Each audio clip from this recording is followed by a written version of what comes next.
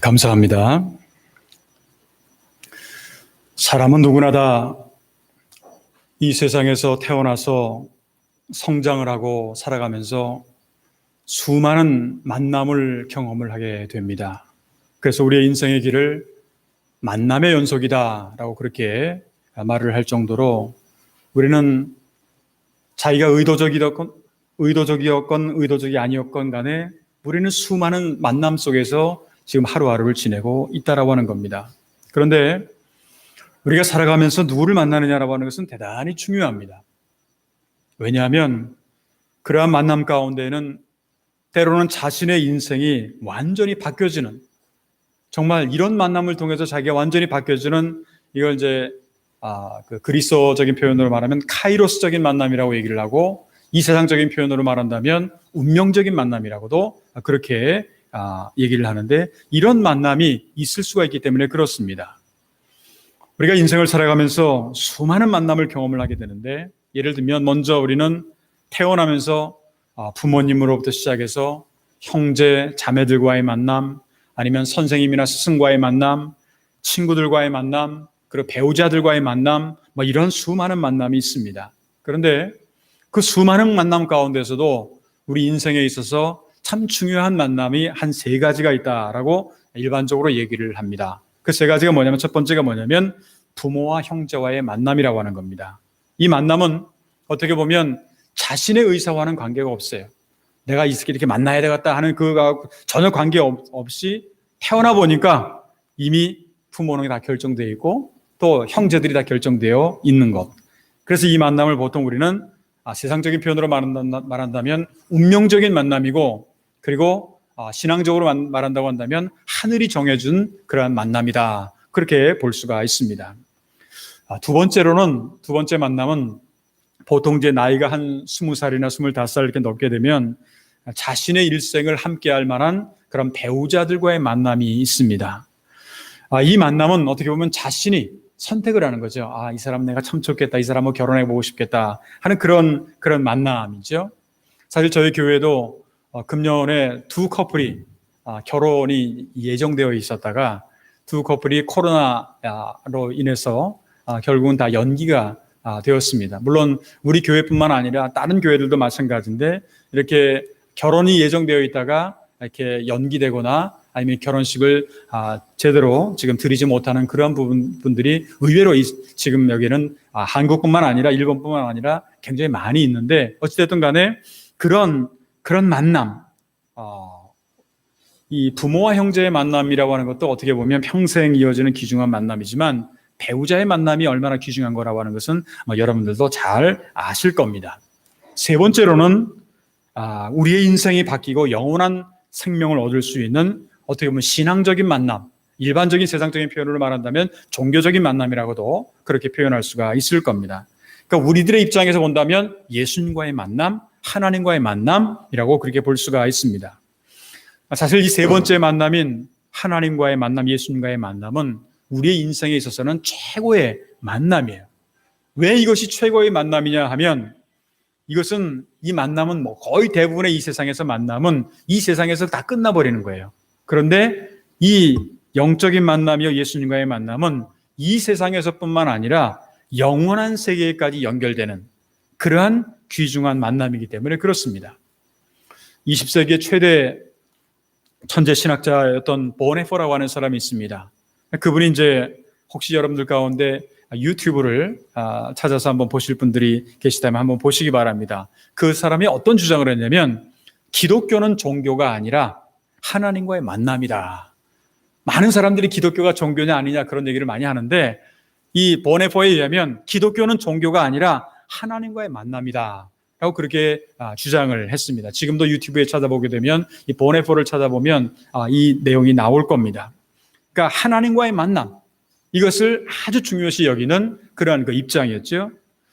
여러분들은 오늘까지 살아오면서 정말 가장 최고의 만남이었다면 누구와의 만남, 어떤 만남이었다고 생각을 하십니까?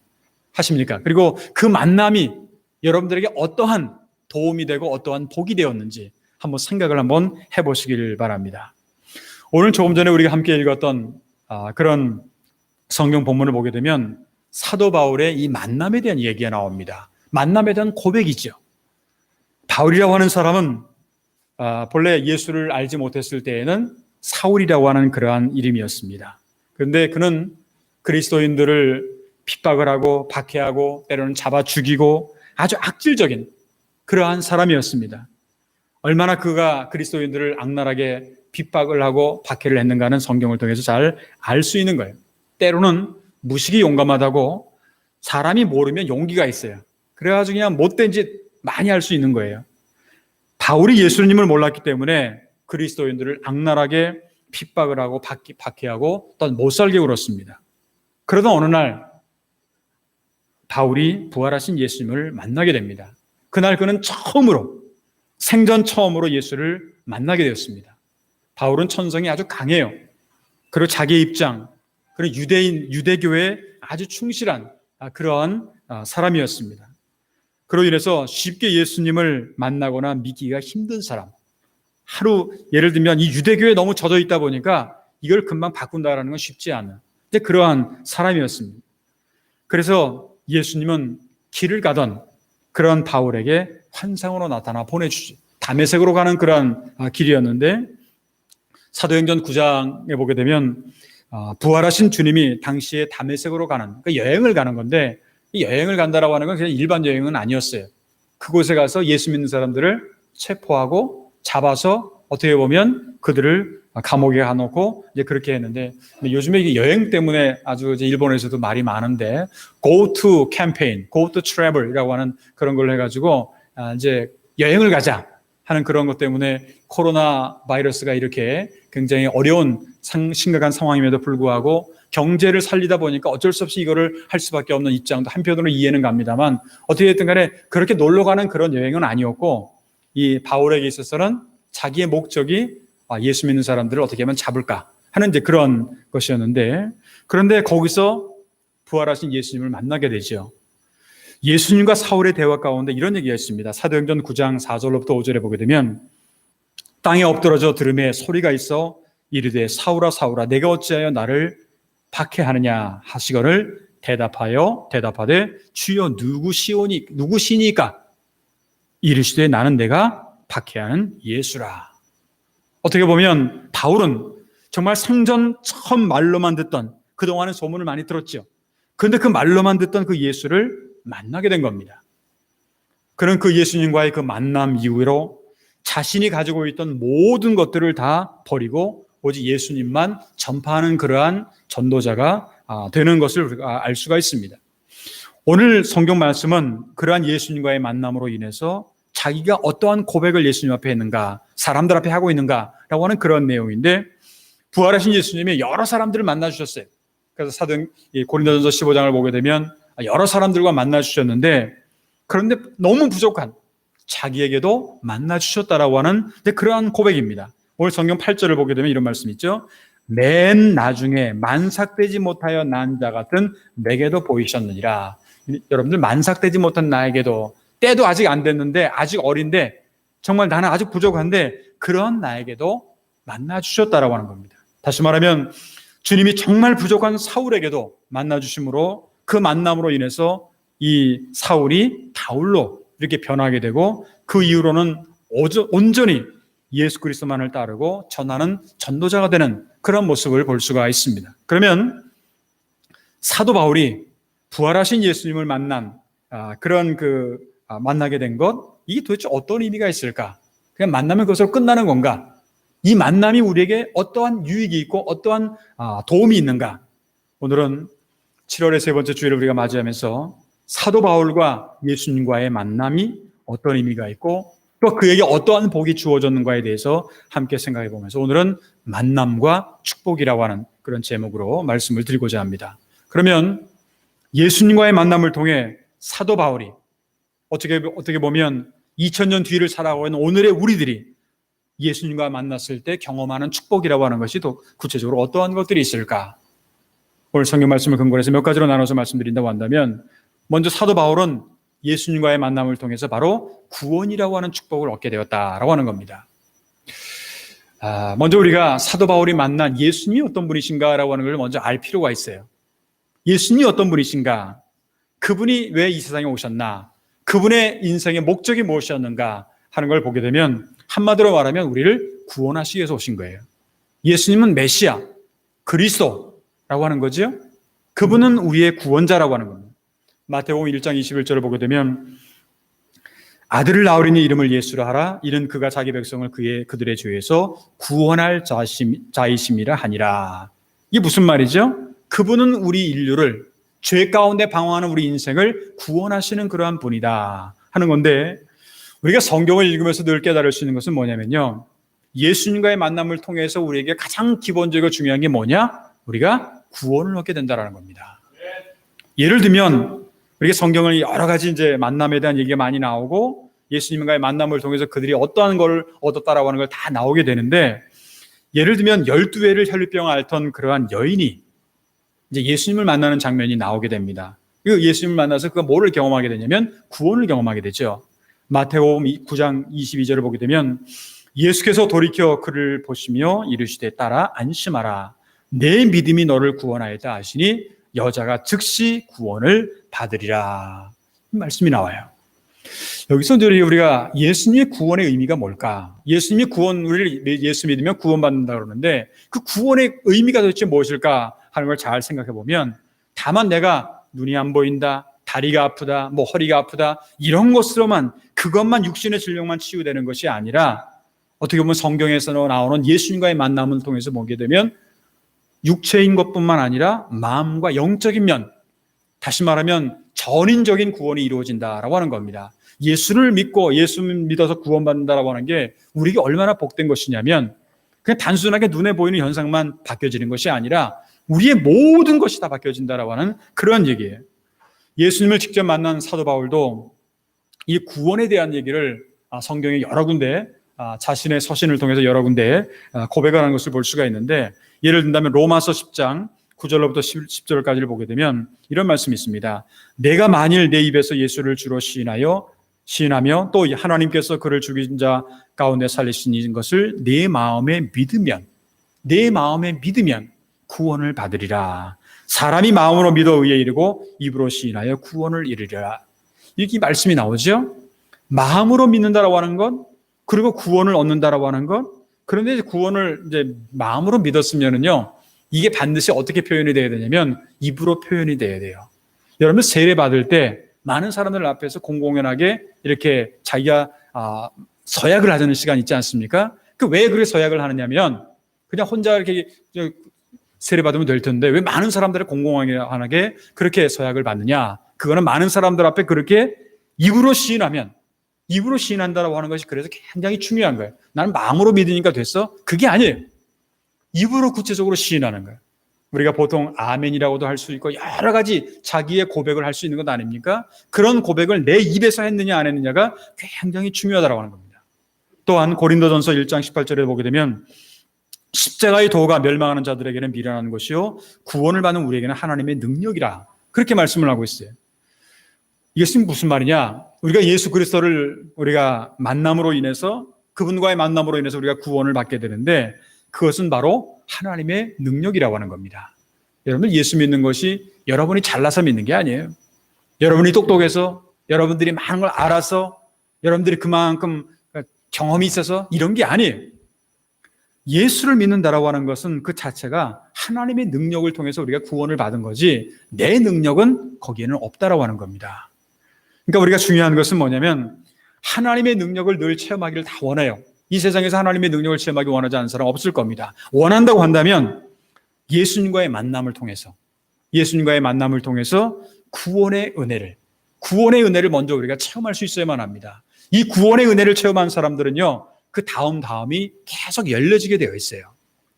두 번째, 예수님과의 만남은 우리가 하나님의 놀라운 하나님의 은혜와 축복을 경험할 수 있는 계기가 된다라고 하는 것인데, 오늘 성경 말씀 9절로부터 10절까지 보게 되면, 나는 사도 중에 가장 작은 자라. 나는 하나님의 교회를 박해하였으므로 사도라 칭함을 받기를 감당하지 못할 자니라. 그러나 내가 나된 것은 하나님의 은혜로 된 것이니 내게 주신 그 은혜가 헛되지 아니하여 내가 모든 사도보다 더 많이 수고하였으나 내가 한 것이 아니요 오직 나와 함께 하신 하나님의 은혜로라. 저는요 정말 하나님을 잘 믿고 신앙생활을 잘 하고 싶은 사람이라고 한다면 여러분들이 이 고백이 바울의 고백으로 끝나지 말고 여러분들의 좀 고백이 되었으면 좋겠습니다. 이럴 때는 아멘을 하셔도 될 것 같은데 그래도 나는 고백을 안 할 겁니다. 이런 뜻은 아니라고 생각을 하지만 정말 이런 하나님의 은혜라고 하는 그 고백을 할 수 있는 것, 이게 우리에게는 얼마나 중요한 것인지 모른다라고 하는 겁니다. 조금 전에 예수님과의 만남의 축복이 바로 구원을 얻는 것이라고 말씀을 드렸는데 그 구원이 뭐예요? 바로 하나님의 은혜의 선물이라고 하는 겁니다. 하나님의 은혜의 선물이라고 하는 거예요. 에베소 2장 8절에 바울이 이렇게 고백을 하죠. 너희는 그 은혜에 의하여 믿음으로 말미암아 구원을 받았으니 이것은 너희에게서 난 것이 아니요 하나님의 선물이라. 내가 하나님의 은혜를 받고 있는 것, 이거는 하나님이 우리에게 주신 선물이지 내가 잘나서 조금 전에 말씀드렸던 것처럼 내가 잘나고 내가 똑똑해서 우리가 구원받은 것이냐? 그게 아니라고 하는 거죠. 내가 잘나서 하나님의 은혜를 받은 것이냐? 아니죠. 은혜는 거저 주는 거예요. 우리에게 거저 주시는 거기 때문에, 그렇기 때문에 우리는 그 은혜를 우리가 받고 있다고 하는 겁니다. 우리가 예수님을 만나지 못했을 때에는요 내가 최고예요. 내가 잘났어요. 그게 다 자기 능력으로 생각을 합니다. 바울 자신도요 예수님을 만나기 전의 모습을 보면 이 육신적으로 육체적으로 얼마나 신뢰하고 자랑할 만한 것이 많았던 사람인지 몰라요. 한 예를 들어볼까요? 빌립보서 3장 4절로부터 6절에 보게 되면 이 바울이 이렇게 고백을 합니다. 그러나 나도 육체를 신뢰할 만하며 만일 누구든지 다른 이가 육체를 신뢰할 것이 있을 줄로 생각하면 나는 더욱 그러하다. 다른 사람보다 내가 육체적으로 신뢰할 것, 자랑할 것 내가 더 많다라는 얘기예요. 나는 8일 만에 할례를 받고 이스라엘 족속이요 베냐민 지파요 히브리인 중에 히브리인이요 율법으로는 바리새인이요 열심으로는 교회를 박해하고 율법의 의로는 흠이 없는 자라. 이게 무슨 말이냐면요 한마디로 말하면 나는 완벽한 사람이라는 거예요. 바울에 의하면 이 세상적인 기준으로 자기를 평가한다고 한다면 나는 완벽한 사람이라고 하는 거예요. 그러니까 오늘의 식으로 말한다면 진짜 뭐라고 말해야 될지 흠이 없는 사람이에요. 하나도 흠이 없어요. 명예도 있고 권력도 있고 돈도 있고 잘생기도 하고 모든 것 하나도 흠이 없는 사람. 그만큼 자랑할 것이 있는 그런 사람이었습니다. 그러나 예수님을 만난 후에 그의 삶은 지금까지 자기가 참 유익했다라고 하는 모든 것을 다 해로 여길 뿐만 아니라 그리스도를 위해서라면 모든 것을 버리고 그것을 배설물로 여겼다라고 성경은 고백을 합니다. 빌립보서 3장 7절로부터 9절까지 보면 이런 말씀 있죠. 그러나 무엇이든지 내가 유익하던 것을 내가 그리스도를 위하여 다 해로 여길 뿐더러 또한 모든 것을 해로 여김은 내 주 그리스도 예수를 아는 지식이 가장 고상하기 때문이라. 내가 그를 위하여 모든 것을 잃어버리고 배설물로 여김은 그리스도를 얻고 그 안에서 발견되려 함이니 내가 가진 의는 율법에서 난 것이 아니요 오직 그리스도를 믿음으로 말미암은 것이니 곧 믿음으로 하나님께로부터 난 의라. 이렇게 고백을 하고 있어요. 참 이렇게 말하기 쉽지 않죠. 내가 가지고 있는 모든 것들을 다 배설물로 여긴다? 그리스도를 내가 얻은 것이 나에게는 엄청난 그러한 재산이요 복이다 하는 그런 얘기입니다. 여기서 이제 맨 마지막에 하나님께로부터 난 의라고 하는 표현을 하고 있는데 하나님께로부터 난 의라고 하는 말이 무슨 말이냐면 다른 말로 표현하면 하나님의 은혜라고 하는 거예요. 내가 잘나서 내가 똑똑해서 내가 무슨 배경이 좋아서 이런 것이 아니라고 하는 것을 바로 사도 바울은 고백을 하고 있다고 하는 겁니다. 이 사도 바울이 말로 표현할 수 없을 정도로 하나님의 크신 은혜를 경험하게 된 게 이유가 뭐예요? 한마디로 말하면 예수님과 만남의 축복의 결과라고 하는 것을 우리가 알 수 있어야 되겠습니다. 세 번째 마지막으로 예수님과의 만남으로 우리는 그리스도의 복음의 증인이 되는 그러한 축복을 얻게 되었다라고 하는 겁니다. 오늘 성경 말씀 11절을 보게 되면 그러므로 나나 그들이나 이같이 전파하매 너희도 이같이 믿었느니라. 전파하다 보니까 이제 믿게 되는 거죠.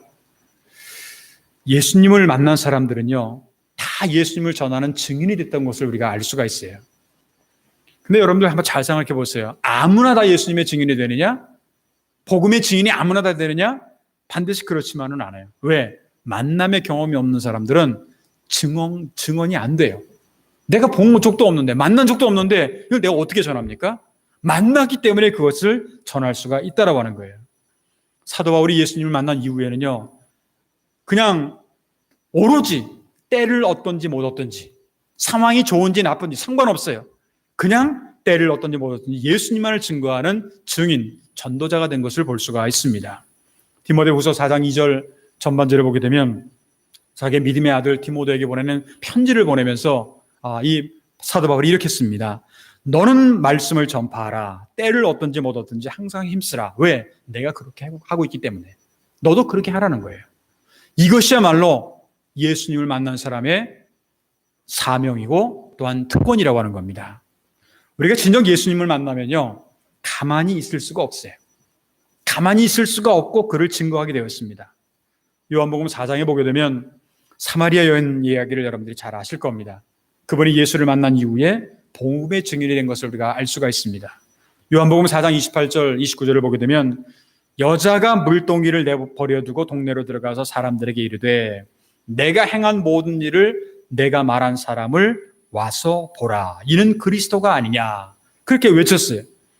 그러자 요한복음 4장 39절을 보게 되면 여자의 말이 내가 행한 모든 것을 그가 내게 말하였다 증언하므로 그 동네 중에 많은 사마리아인이 예수를 믿은지라. 왜 예수를 믿게 됐냐면요, 자기가 예수 만났다라는 것을 증언했다. 내가 예수를 만났다라고 하는 것을, 그리스도를 만났다라고 하는 것을 증언을 하다 보니까 많은 사람들이 그거를 믿었다고 그렇게 성경은 기록을 하고 있습니다. 진정으로 예수님을 만난 사람은요, 가만히 혼자 그냥 감춰놓고 있을 수가 없어요. 예수를 만난 남의 비밀이라든가 이런 거는 막 가서 얘기할 필요가 없지만 복음은요, 그냥 누구든지 가가지고 이 복음은 전해야 되는 거, 가만히 있을 수가 없다라고 하는 겁니다. 사도 바울이 고린도전서 9장 16절에 보게 되면 내가 복음을 전할지라도 자랑할 것이 없으면 내가 부득불할 일임이라. 만일 복음을 전하지 아니하면 내가 화가 있을 것이로다. 여러분들은 이런 고백할 수 있습니까? 내가 복음을 전하지 않으면 내가 화가 있을 거라 하는 그런 정도로 이것이 바로 예수를 증거하는 복음 전도자의 사명이요 축복인 거예요. 왜? 예수님을 만나기 때문에. 만난 사람들은 이게 가능해요. 그러나 만나지 않은 사람들은 이게 불가능해요. 몰라요.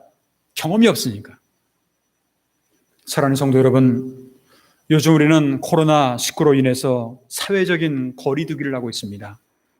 가능하면 거리를 두어서 소셜 디스턴스라고 하는 것을 많이 사용을 하고, 아마 이 말을 요즘에 모르는 사람이 없을 정도로 거리 두기를 많이 하고 있지만, 그럼에도 불구하고 우리의 인생길에는 수도 없이 많은 만남이라고 하는 것이 항상 우리가 갖게 되어 있습니다. 사람에 따라서는요, 그러한 만남이 불행의 씨앗이 될 경우도 있어요. 때로는 만나지 않을 사람을 만나는 경우도 있어요. 그러니까 불행의 씨앗이 될 경우도 있지만, 바울처럼 정말 일생일대에 가장 귀한 복을 받는 그러한 경우도 있다라고 하는 겁니다. 우리가 신앙생활을 하면서 경험하는 이 만남의 축복은요, 단지 교회에서 그냥 신앙생활만 한다고 그러는 것으로 끝나는 것이 아니라 교회에 내가 왜 나오고 하나님을 내가 왜 믿느냐라고 하는 그런 분명한 자기의 목적이 있어야 돼요. 그냥 내가 교회 가면 어느 권사님, 장로님 아니면 목사님 얼굴만 보면 된다, 이게 아니라 교회에 와서는 우리가 정말로 봐야 될 것은 예수님과의 만남이에요. 하나님과의 만남이라고 하는 겁니다. 그 하나님과의 만남을 통해서, 예수님과의 만남을 통해서 우리는 복을 얻게 된다고 하는 건데, 그 복이 뭐예요? 우리는 구원에 대한 확신을 갖게 되고 하나님의 은혜에 날마다 감사할 수가 있고 우리는 날마다 그리스도의 증인으로 살아갈 수가 있다라고 하는 것입니다. 간절히 바라기는 오늘 7월의 세 번째 주일을 우리가 맞이하면서 사도 바울이 경험했던 것과 같이 예수님과의 깊은 만남을 우리가 통해서 늘 우리가 구원의 확신을 갖고 하나님의 넓고 깊은 은혜를 우리가 깨달으면서 복음의 참된 증인으로서 하나님이 주시는 놀라운 축복을 매 순간순간마다 체험해 나갈 수 있는 저와 여러분들의 앞으로의 신앙생활이 되시기를 주님의 이름으로 축원합니다. 기도하겠습니다. 고마우신 하나님 아버지, 감사합니다. 세상은 참으로 복잡하고 어려운 그러한 환경이지만 지난 일주일 동안도 저희를 각자의 주어진 삶 속에 저희를 지켜주셨다가 오늘 또한 이렇게 7월의 세 번째 주일을 맞이하게 하시며 하나님 앞에 나와서 주님의 앞에 예배하며 찬양하며 기도할 수 있는 이 예배의 자리에 앉게 하시니 진심으로 감사를 드립니다. 우리가 이 자리에 앉은 것은 예수님과의 깊은 만남, 하나님과의 깊은 만남을 사모해서 또한 이 자리에 나왔습니다.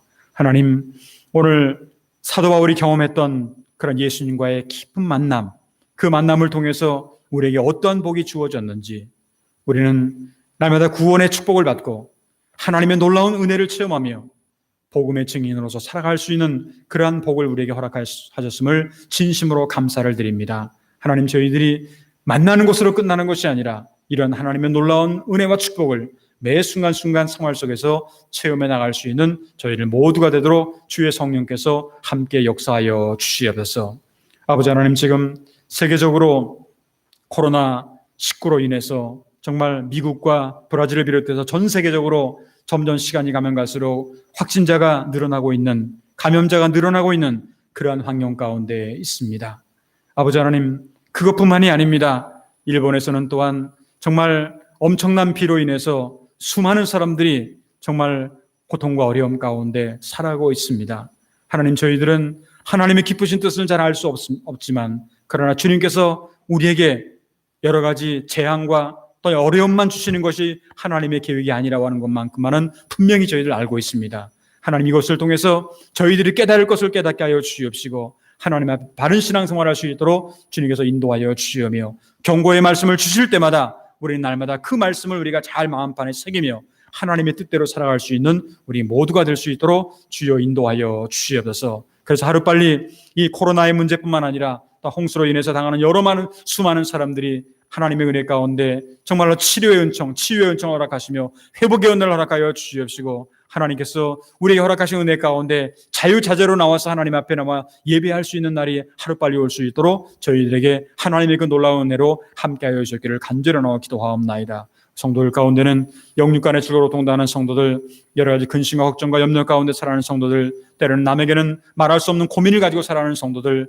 여러 종류의 성도들이 있습니다. 하나님, 한 분 한 분 처해져 있는 환경과 상황은 다를지라도 하나님 앞에 간절한 마음으로 기도하고 하나님 앞에 귀한 만남을 사모하게 될 때 그들을 만나주시고 그들에게 위로해 주시고 그들에게 새로운 힘을 허락하여 주셨기를 간절히 원하고 기도하옵나이다. 오늘도 2부 예배 참석한 모든 성도들 한 분도 빠짐없이 하나님이 주는 은혜가 날마다 넘쳐날 수 있도록 도와주시고 일주일 동안 살아갈 때도 언제 어디서 무슨 일이 일어날지 알지 못하는 그러한 상황이지만 늘 하나님께서 우리와 함께 하시고 인도하시고 도와주시고 동행하시는 복된 삶을 체험하는 우리 모두가 될 수 있도록 인도할 줄 믿사오며 감사하며 주 예수 그리스도의 이름으로 간절히 축복하며 기도하옵나이다.